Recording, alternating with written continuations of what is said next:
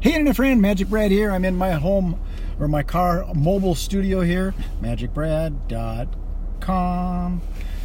So I like doing these videos in my car because it sounds so quiet and I can turn off the heat. I'm in control here. I got music. I can do all this stuff. It's like my studio.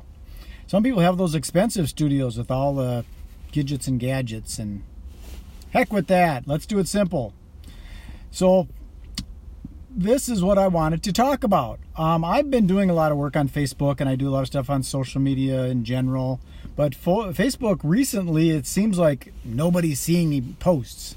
There's no engagement. There's very, very little, if any. And if you look on this page that I'm actually doing this video on, and you look at some of the people that post their events on here, there's no engagement. I think there's 600 and some people on this group, but there's no engagement. Nobody's talking or communicating. And part of that is because it's just not being seen. And like some people think that they call it ghosting. I don't know if I believe in the ghosting thing. I think it's just a saturation where there's just too many people on the internet. So it's hard to be seen anywhere because there's so many people posting so much stuff.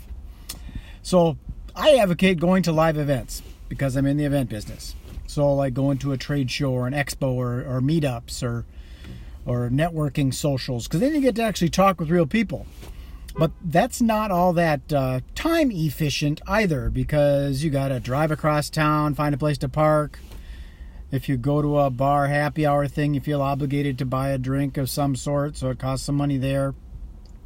So, but events to me, I think are the best way to be known, liked, and trusted in real life.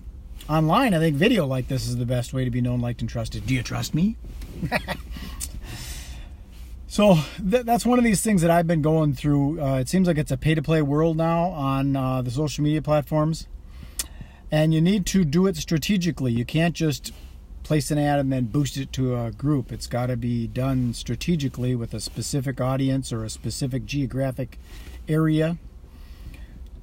Just blasting it out there to people, it's unless your product is, I don't know, that's a whole nother topic, the concept of advertising to everybody with a pulse. It doesn't make any sense. Back in the day, it was broadcasting. You wanted to get on radio, TV, or newspaper that circulates out to a lot of people. Now, I think you want to narrowcast and get into your specific niche. Like if you're a caterer, you want to target who you're catering to. So if you provide your catering services to corporate events, or if you provide your services to weddings, you should even get more specific in what type of wedding. Like I got a friend that does wedding photography, and he's a Hmong wedding photographer. He works with the Hmong community. So it's very, very niched and very specific.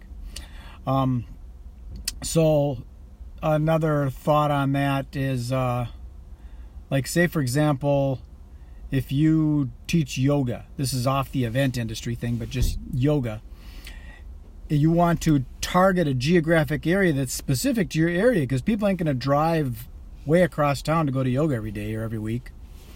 You want to target pretty much in your general area. You also want to target the type of people with the type of yoga, because there's some types of yoga that people are not interested in because it's too hard, or some stuff is too soft, and some stuff is just right, like the Three Bears.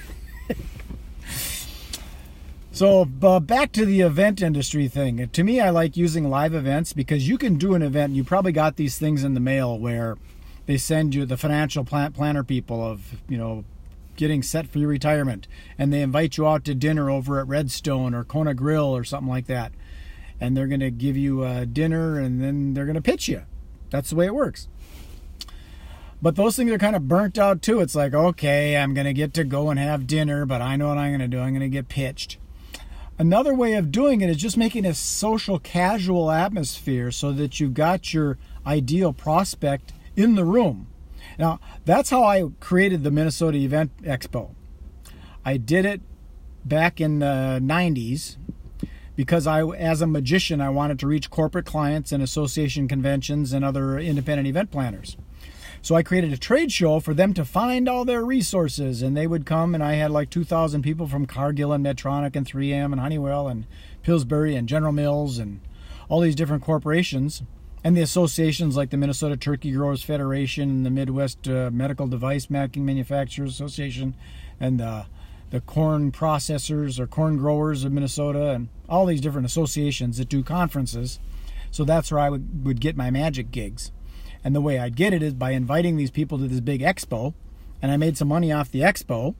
Plus, I generated lots and lots and lots of leads. I had 2,000 people every year coming and giving me their name, address, and how much money they had and when they want to spend it.